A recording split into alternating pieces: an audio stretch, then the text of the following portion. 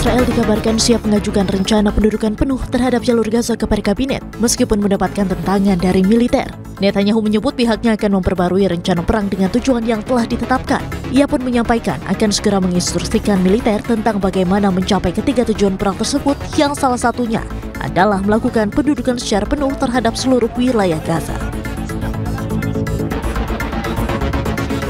במוצאי תשעה באב אנחנו בעיצומה של מלחמה עצימה שבה השגנו הישגים גדולים מאוד היסטוריים, כי לא היינו מפוצלים, כי עמדנו יחד ולחמנו יחד. אנחנו צריכים להמשיך לעמוד יחד ולהילחם יחד כדי להשיג את מטרות המלחמה שהצבנו, את כולן, את הכרעת האויב, שחרור חטופינו, והבטחה שעזה לא תהווה יותר איום על ישראל. בהמשך השבוע אני אכנס לקבינט כדי להנחות את צה"ל כיצד להשיג את שלוש המטרות הללו, כולן בלי יוצא מן הכלל. Sementara itu, Presiden Amerika Serikat Donald Trump isyaratkan pihaknya tak akan menghalangi kemungkinan rencana Israel untuk mengambil alih seluruh wilayah Gaza. As I know that we are there now trying to get people fed. As you know, $60 million was given by the United States fairly recently to supply food and a lot of food, frankly, for the people of Gaza that are obviously not doing too well with the food. And I know Israel is going to help us with that in terms of distribution and also money. We also have the Arab states are going to help us with that in terms of the money and possibly distribution. So that's what I'm focused on. As far as the rest of it, I really can't say. That's going to be pretty much up to Israel. Yeah.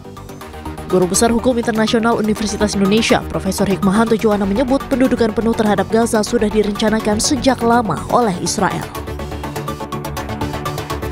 Itu sudah lama. Dan sekarang ini ada gencatan senjata dan mungkin Netanyahu akan melakukan hal tersebut. Kenapa? Karena bagi Perdana Menteri Netanyahu, kalau misalnya Gaza tidak dikuasai oleh pemerintah Israel seperti di tepi barat, di West Bank, maka Gaza itu akan selalu menjadi momok bagi Israel. Saat ini pasukan pertahanan Israel atau IDF mengklaim telah menguasai sekitar 75% wilayah Gaza. Namun di bawah rencana baru ini, militer akan diperintahkan untuk menguasai seluruh wilayah, menjadikan Gaza sepenuhnya berada di bawah kontrol Israel.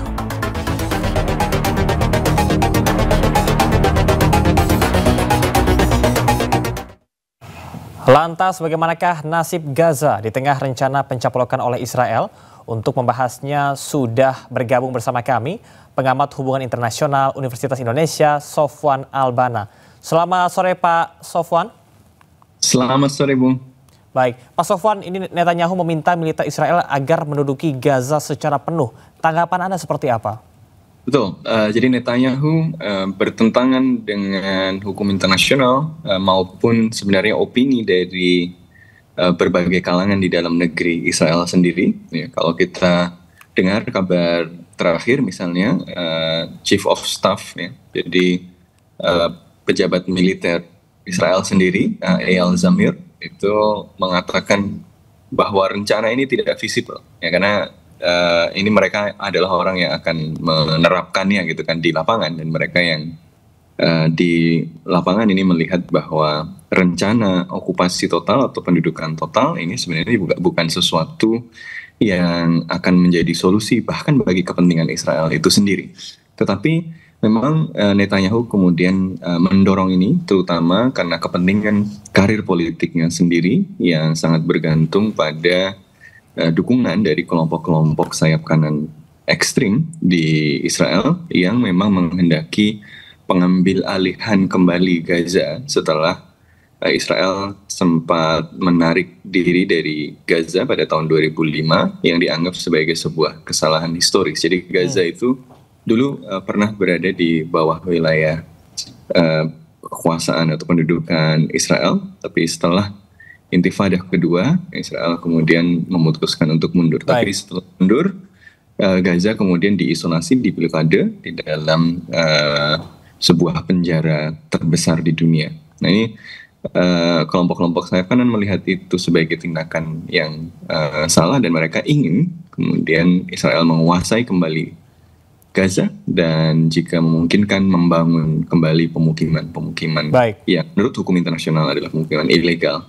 Ya, Pak Sofwan, ini cukup menarik pernyataan Anda bahwasanya berkaitan dengan kepentingan politik dari Benyamin Netanyahu. Bagaimanakah situasi dan tekanan politik yang ada di Israel saat ini berkaitan dengan kecenderungan ataupun juga kecondongan masyarakat? Iya, jadi di satu sisi Netanyahu dan koalisinya menginginkan kemenangan yang bisa diklaim di hadapan publiknya. Sementara upaya-upaya yang dilakukannya termasuk upaya untuk menciptakan kelaparan secara sistematis yang menurut Alex de Waal, seorang ahli yang mengkaji mengenai penciptaan kelaparan sejak Perang Dunia Kedua, mengatakan bahwa ini adalah penciptaan kelaparan secara sengaja terbesar setelah Perang Dunia Kedua dan belum pernah dilihat oleh dunia sebelumnya. Jadi ini jelas kejahatan internasional. Tapi bahkan dengan menggunakan kejahatan ini untuk menekan Hamas pun, ini ternyata Hamas dan kelompok-kelompok perlawanan yang lain itu tidak dengan mudah itu menyerah. Hamas kemarin masih mengatakan bahwa dia tidak akan meletakkan senjata sampai Palestina merdeka.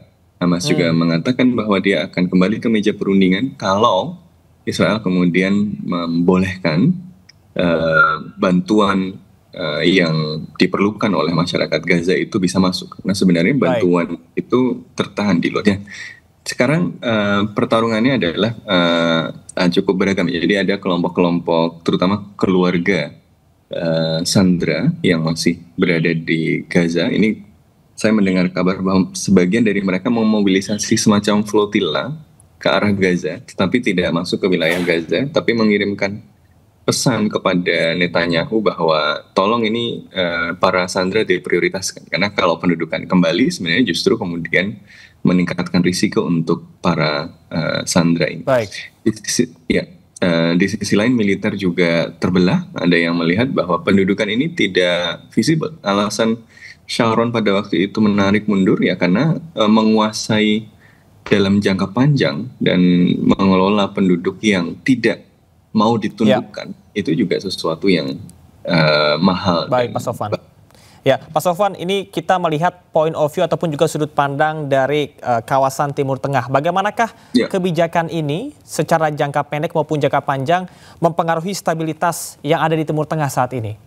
Ya, yang jelas apa yang dilakukan oleh Israel, yang dilakukan oleh Netanyahu, jika Netanyahu kemudian berlanjut dengan melakukan pendudukan penuh terhadap Gaza, ini satu adalah dia kembali melakukan pelanggaran secara kasar terhadap hukum internasional, dan tentu saja ini bukan sesuatu yang akan direspon dengan positif oleh terutama negara-negara yang ada di sekitarnya. Jadi apakah dia akan berdampak pada stabilitas? Ya tentu saja bahwa